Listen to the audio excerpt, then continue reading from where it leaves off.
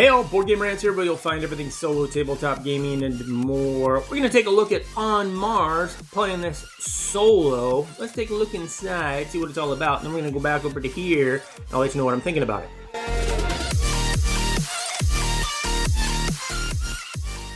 So on Mars, we got ourselves a big board here. Now this is a board you're going to be mainly paying attention to. Got On Mars here, and then you got the orbit over here. The main thing to understand is that you've got a set of actions that you can do on Mars and a set of actions that you can do out in orbit. Very different. A lot of things you'll do here you have to have first before you can do on Mars. There's going to be a shuttle represented by that little rocket thing that's going to be going back and forth and back and forth.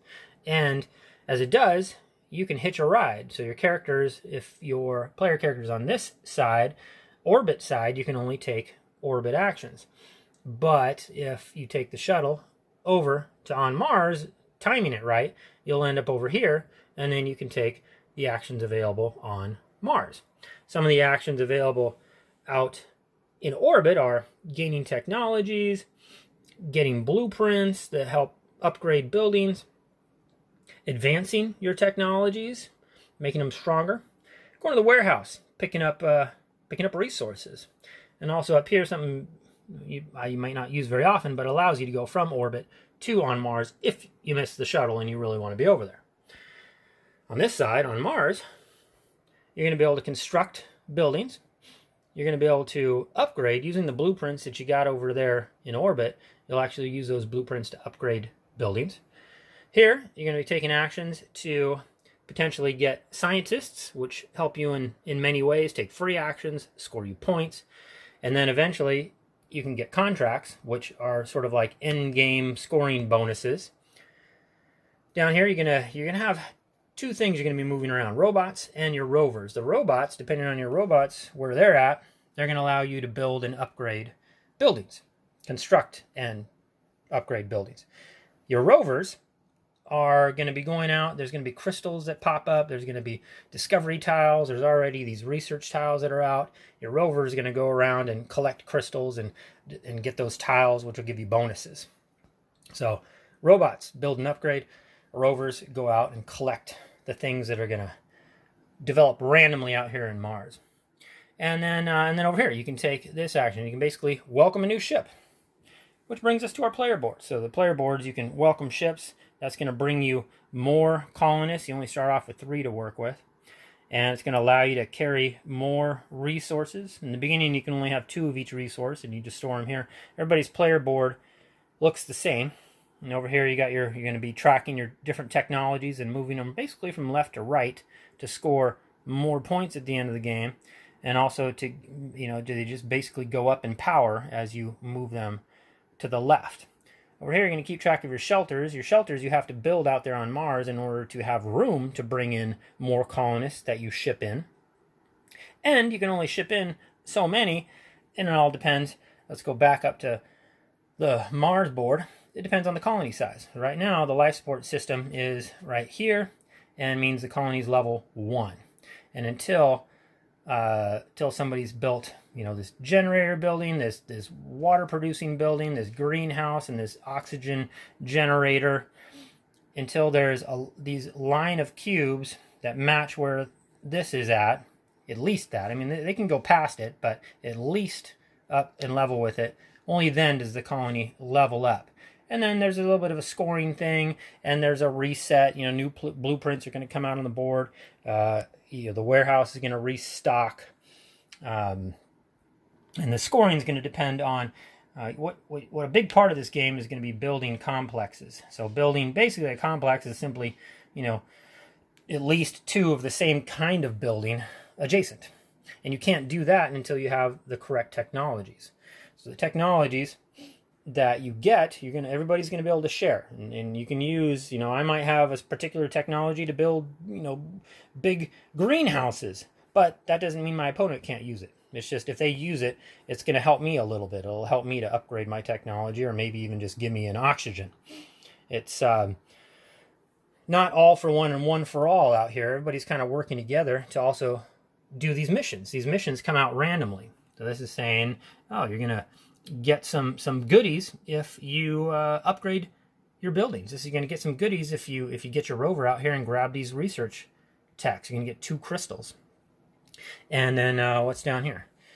So yeah, every time you grab a technology, you're going to get a crystal. And this is part of the timer too of the game. There's these 3 missions here. Depending on how if those missions get completed, and that is when you're playing 2 players, you need to do this action 7 times to complete it. 4 players, we need to do it 12 times. I'm doing a 2-player, well, it's a solo game, but I'm playing against Lacerda, so it's like a 2-player game. So that's why this cube's here. Each time someone accomplishes this action, this ticks down, and they get a crystal. Crystals are sort of another type of resource that you can use to take free actions. And the free actions you'll have available are going to be, start on your board, just these 3. But eventually you're going to get these blueprints, and as you upgrade your buildings with those blueprints, new actions are going to become available. And pretty much any action you take with crystals, it's called an executive action. There's 2 different types of actions. There's one, your main action, which you can always take. And your main action is going to be taken depending on where you're at, either on Mars or in orbit. And sometimes you're going to need a colonist for the action. So to construct a building, I need a colonist. Sometimes you're not going to need a colonist. Like to move my robot and my rovers around, I don't need a colonist. That's why there's an X right there. But I do need it for there. And, and I don't need a colonist here to welcome new ships. And then on the bottom here, it tells you how you could boost your action. I can boost this particular action using crystals. I could boost this particular action using more colonists. And that's kind of, your main actions are all dictated by those sort of parameters. So to upgrade my techs, I need to spend a colonist. And then I can boost my number of technologies that I upgrade. I can boost that by using more colonists. But if I want to go to the warehouse, I don't have to spend a colonist. But I can spend colonists to get more than just 1 item from the warehouse. So there's ways to take actions, and then you can boost actions.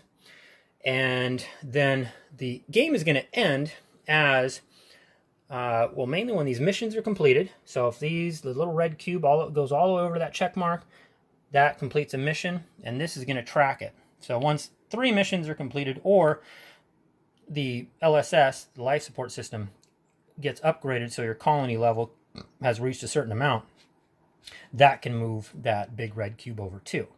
So it's quite possible that this gets upgraded and starts moving this big red cube over. Once this big red cube over has moved 1, 2, 3 times, it's there's kind of an extra round that you play, and then everybody scores according to all these different little parameters. And then that's the end of the game. There's quite a bit to it. It's, I would say, the most difficult part is just trying to remember all the little knickknacks. There is a lot to recall because you might do something which was actually part of this mission and you forgot. Oh, so I did have a crystal that I could have used to take that executive action, but I forgot to grab the crystal. But then that means this little thing went down, which means, oh no, that means the game's almost over. And if you can wrap your head around all the little nuancy rules, the game itself is pretty straightforward. But I'll get to that right now. Well, let's get back to my thoughts. One of the most important things to denote here early on is this is from a solo perspective only. I've only played this game solo. I've played it about 8 times now, I think, and never multiplayer. And so that is, I think, something to keep in mind with what I'm going to be talking about mainly here. So first and foremost, and I alluded to it there at the end, it doesn't feel as heavy as I was expecting. It's coming in at BGG, I think, right now at a 4.57 or something, really weight-wise, way up there. I was expecting that weight. I'm not sure, I don't agree with it, for one. I'm not sure where that heaviness comes from. Maybe the first 2 or 3 times while you're playing the game, just trying to learn the game and remember all the little knick-knacky stuff when you're supposed to grab a crystal or when you're not, or that you can't use them to begin with, and you got to remember you can use them later, but you can only store so many, and you can only store so many resources based on how many shelters you have out. You can only bring in a ship if the colony levels is a certain, there's all these things that you just got to kind of remember. And it's really easy to forget stuff in this game because there's a lot to forget because everything there's just you get little bits of stuff for things all over the place. And everything's kind of, got to remember to move this marker up. And it's pretty important to remember to move your markers up because it could, kind of signifies the end of the game. And if you miss this stuff, you almost got to backtrack and like, oh crap, oh man, I did have that, crystal. All right, shoot, I contributed to the LSS. It needed that. Dang it, I forgot to take my bonus. Or did I, you're kind of like second guessing yourself all over the place until a few plays, and then you just kind of get it. And then the game itself, in the manual, it says don't try to do everything. So I don't. You get the setup, and it kind of guides you. It's like, okay, well, on the LSS, if I contribute to it, and I'm going to get points for having shelters or something that's associated with building greenhouses, blueprints. Okay, there's the greenhouse blueprints. Okay, and here's my little private goals. Go. And then you go, and then you just kind of don't try to do everything. And I haven't won every time. I probably won about half the times. I've come close. There's like levels of victory in the solo, and I've gotten close to the second one a couple times. And there's just really, you're on either side of the board, and on either side of the board there's 5 things you can do, and really you're only interested in a couple of them each time. And it's just sort of a quick thing. It in no way feels as heavy as like something else comparable weight-wise, according to BGG, would be like Mage Knight Ultimate Edition, which I don't have the Ultimate Edition, but I have everything Mage Knight, which is kind of the Ultimate Edition. Heavy. Not only does it have all the knickknackiness, but just the level of thought in each turn is immense because the game changes depending on the tiles that you're going out and anyway, that's a whole nother thing. It just doesn't feel anywhere near as heavy. Like Cerebria as well. Cerebria is like at a 4.3, I think. Heavy, but ranked less heavy than On Mars. This feels, I guess I would put On Mars with, and I like heavy games. My top 10 list here of last year was like in a 3.8 average. And I had games up there, way up there. Trickerion. Playing that solo with the Academy expansion, heavy. This game does not feel like that. And it's ranked at the same weight. So, I'd put it like right with Trismegistus, I guess, weight-wise, and it kind of feels like that heavy. And Trismegistus is like a 3.9. That feels right. Not a 4.55 or 5.7 that this is rated. So, it's heavy enough. That's fine. It's just not at all what I was expecting, and that's no fault of the game. That's just a perception thing. So back to the game, I guess. Thematically, it's fantastic. You're on Mars. You're trying to terraform Mars. What game? It's just there's a lot of games like that. I'd almost like to see that switched up a little bit. I'd like to go on Mars and I don't know, discover some weird alien race and have to like try to be diplomat. I don't know. Just it'd be nice to have a different game about Mars type of game, but. Its mechanics of sound. Vital Lacerda is well known to make very heavy Euros that have a good thematicness to them, and this does. It really does. And I think everything, it's just a little bit ingenious how everything fits together and everything kind of makes sense. It really, I have, again, no problem with the game, I guess. It's just the weight, but I'll get to more things here. Length of play, though, too. And I hear it's supposed to be a heavy game, but I was playing games at the end. Even there's a long version and a short version, and I was, not that different. And I was playing full games and resetting them to play again within about an hour and 15 minutes. Between an hour and a half. It's just not like my version of heavy game material. So, and again, that's fine if you're getting a good game and you can play it in an hour or an hour and a half. But it's so I guess that's good. I enjoyed that actually that I can play. I don't know why I'm not complaining about it. Allows me to play more games, and I like to play games, and I like to start over again. So that was cool. So it starts humming along as you get more plays. The rule book for the just general explanation of the game, kind of the multiplayer side of it, I thought was very well done. It seemed very clear to me. But on the back, there was 2 pages for the solo variant, and I did not think that was well done. I don't know why there's such disparity there, but it was, I don't know, it left a lot to be desired for me. There was things that I felt like should have been together, but they were like separated for some reason. And then there was a little section on ambiguities, which I guess I can talk a little bit about that. I just was not a fan of. I mean, especially a heavier game, is going to have ambiguities when it comes to trying to play a solo AI variant. It's going to. There's just too much to try to take into account. But it was everywhere. I mean, it was like rampant while I was trying to play the game. And it generally said, first, just try to do what's best for the AI. Try to do what's best for Lacerda. And then if you can't, or just roll the dice.